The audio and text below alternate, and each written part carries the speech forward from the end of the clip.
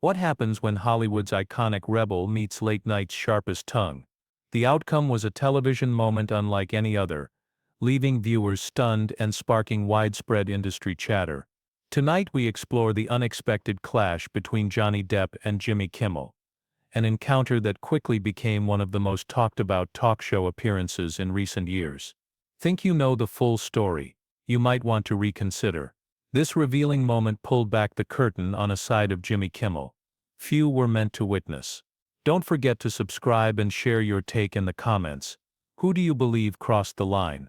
The evening began like countless others at the Jimmy Kimmel Live studio in Los Angeles. The crowd buzzed with anticipation, eagerly awaiting the arrival of Hollywood legend Johnny Depp. Known for his magnetic on-screen charm and reflective interviews, Depp was making the appearance to promote his latest film, a role many critics had already hailed as a significant return to form.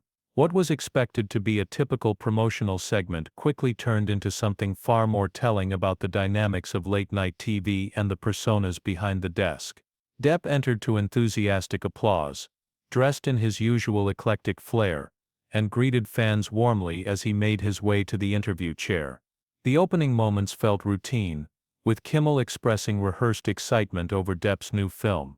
Yet observant viewers quickly sensed an undercurrent to Kimmel's demeanor. His grin appeared forced, and there was a distinct sharpness in his tone. "Johnny, welcome back," Kimmel began, leaning forward with a smile that seemed more calculated than friendly. "It's been 3 years since your last visit?" Depp nodded calmly, settling into the chair. "Yes, I believe that's about right. Thanks for having me again, Jimmy." 3 years is a long stretch," Kimmel replied, his tone taking a slight turn. "A lot can unfold in that time, especially in your case." The audience chuckled, though the laughter carried a noticeable tension, sensing that the conversation might soon take a more personal turn. Depp, ever composed, remained courteous, offering a polite smile. "Life moves along, as it does. I'm just happy to be here talking about the work." This film meant a great deal to everyone involved. But Kimmel didn't seem interested in discussing the project. With a casual wave he brushed aside Depp's comment. "Sure, the movie will get there. But I'm sure our audience is a bit more curious about, let's say, the more headline-grabbing parts of your recent past." The camera briefly captured a flicker of surprise on Depp's face, a subtle moment of discomfort, before he returned to his usual composed self. Known for his introspective and often philosophical interview style, Depp typically avoided the tabloid-driven side of celebrity. "I've always felt the work should speak for itself, Jimmy. The characters and the stories we bring to life, that's what really matters." Kimmel let out a short, cutting laugh. "Come on, Johnny, we're all friends here. You can drop the whole mysterious artist thing. People want the real story." A hush fell over the studio. This wasn't the playful back-and-forth viewers expected from a late-night segment.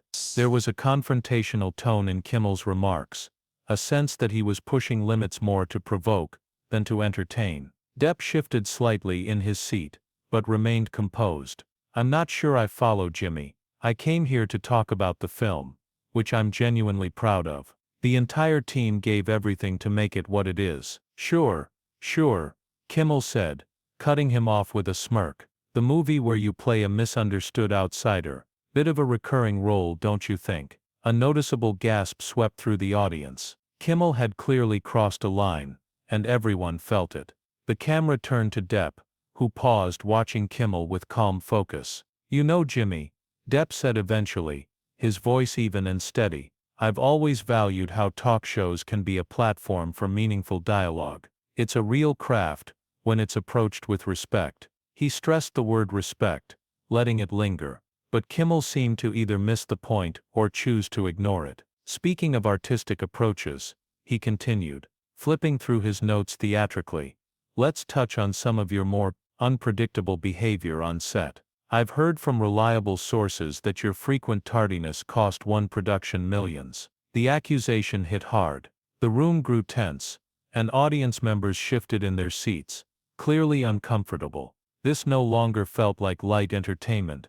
It was turning into something far more confrontational.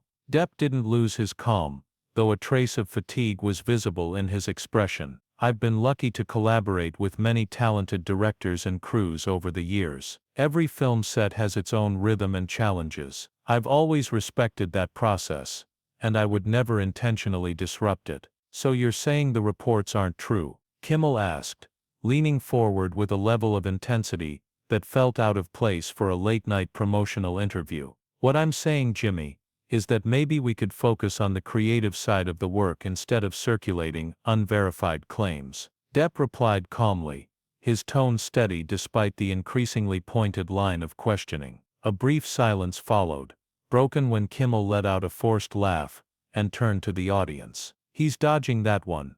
Folks, let's switch gears. The camera caught a quick glance exchanged between Kimmel and his producer off stage. While nothing was said aloud, it was clear something passed between them. Yet instead of moving on, Kimmel chose to press further. Let's talk about your history with substances, Johnny. People are curious.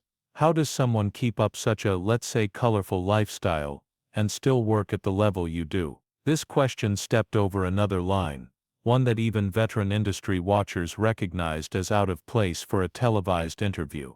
There are unspoken boundaries in celebrity interviews, and Kimmel was deliberately ignoring them one after another. The mood in the studio noticeably shifted as Depp looked at Kimmel with an unreadable expression. He had faced personal questions before, but there was a pointedness to Kimmel's tone that felt different.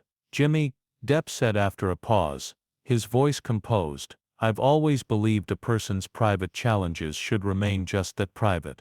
There are young people watching who might be dealing with struggles of their own. Turning those into a source of entertainment sends the wrong message. A light round of applause rose from parts of the audience, but quickly died out after Kimmel shot a sharp look in their direction. His face reddened slightly, clearly not expecting Depp's composed and thoughtful response. Well, isn't that convenient? Kimmel shot back, his smile strained, appealing to concern for the youth while sidestepping the actual question. I'm just saying what everyone's thinking. The camera shifted to the audience again, revealing several uncomfortable faces. This was far from the kind of light-hearted conversation viewers tuned in for. The mood was clearly turning, and the tension in the room was undeniable. I didn't realize I was hiding, Jimmy. Depp responded, his voice now carrying a subtle firmness. I came here with the intention of discussing a film that hundreds of hard-working people dedicated years of their lives to. If personal topics were going to be part of this conversation, perhaps they should have been mentioned before I agreed to come on. Kimmel let out a laugh, but it lacked any real amusement. That's not how ratings work, Johnny. No one tunes in to hear about some indie film. They're after the real stuff, the headlines. Is that what your viewers want? Depp asked, turning slightly toward the audience for the first time. Or is that what you want? The question lingered in the air, sharp and deliberate. Some audience members shifted uncomfortably, while others nodded quietly, agreeing with Depp's pointed observation. It was uncommon for a guest to challenge Kimmel so directly on his own stage, and the atmosphere in the studio shifted noticeably. We're going to take a quick break, Kimmel announced suddenly, turning to the camera with his trademark smile firmly in place. Stay with us. We'll be right back with more from Johnny Depp. As the show cut to commercial, the studio sprang into action. Producers gathered quickly around Kimmel, while makeup artists stepped in to adjust appearances. Though the microphones were off, those seated near the stage could clearly see the ongoing tension between the host and his guest. Depp remained seated, calmly declining a bottle of water, offered by a visibly anxious assistant. He stayed composed, though his gaze never left Kimmel, who was now speaking animatedly with his executive producer. When the cameras returned, Kimmel's smile seemed refreshed, but a determined glint had returned to his eyes. Welcome back, everyone. We're here with Johnny Depp, talking about his, let's say, unconventional career choices. Actually, Jimmy, Depp said smoothly, we haven't spoken about the film at all yet. Right, Kimmel replied, brushing the comment aside.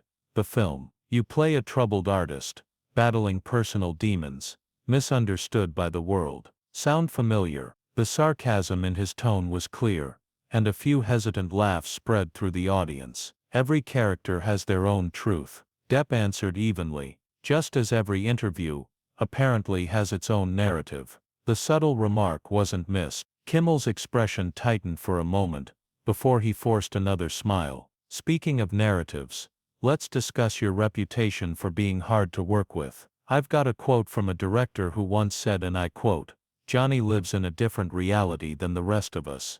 Depp raised an eyebrow. "And? Which director said that, Jimmy?" "I'm not at liberty to reveal that." Kimmel responded with a self-satisfied grin.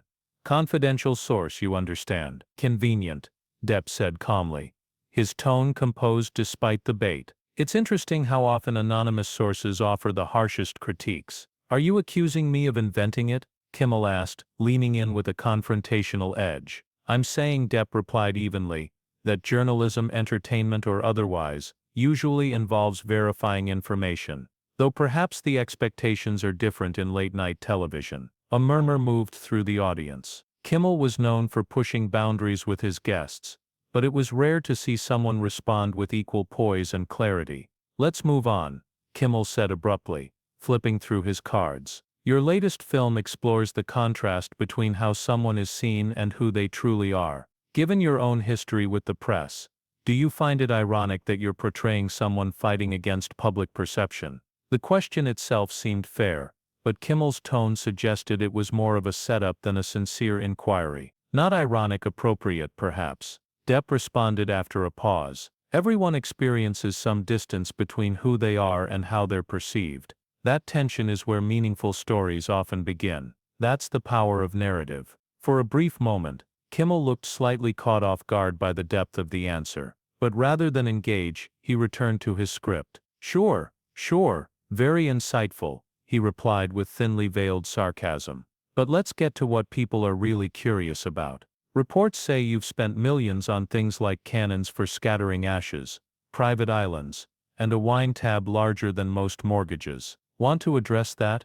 The tension in the room became palpable. Even Kimmel's band leader exchanged a glance with the producer, who now hovered just off camera, clearly concerned about where the segment was heading. "Jimmy," Depp said, his voice low and composed, prompting Kimmel to lean in slightly, "I've worked in this business long enough to understand how it operates. I get that controversy boosts viewership, and I understand networks want content that trends. But we should also recognize the human cost of turning someone's personal life into spectacle." "That's rich," Kimmel shot back, "coming from someone who earns millions playing make-believe." "Acting isn't pretending," Depp replied without hesitation. "It's about discovering truth within imagined worlds, something that frankly feels increasingly rare in this medium." The remark had its intended effect. Kimmel's face tightened with frustration, as it became clear he was no longer steering the conversation. What began as a tense exchange had now fully captured the audience's attention. No longer confused, they were focused on the unfolding dialogue. "Well, Johnny," Kimmel said, his tone sharper than usual, a shift even regular viewers would notice. "Maybe if you spent less time reflecting on abstract truths, and more time preparing for interviews, we'd be having a more productive conversation." "I came prepared to talk about the film," Depp replied evenly. "It seems you came prepared for something entirely different." The comment lingered, an unmistakable critique of the host's approach. Kimmel's expression darkened, aware he was being openly challenged on his own platform. "Let me be perfectly clear," Kimmel said, his tone now devoid of friendliness. "This is my show, my name is on the sign. I choose the direction of the conversation." And that, Depp responded without raising his voice, might be the very issue with modern entertainment, the idea that holding the mic means you no longer owe your guests respect or fairness. There was a subtle reaction from the audience. Kimmel's producer, standing just off stage, began signaling frantically, clearly uncomfortable with the direction things were heading. Still, Kimmel chose to press on. "You want to talk about respect and fairness," he said, voice louder now. "That's rich, coming from someone with your past." The room fell into complete silence. Even the band had stopped playing, sensing the weight of the moment. "My past," Depp repeated softly,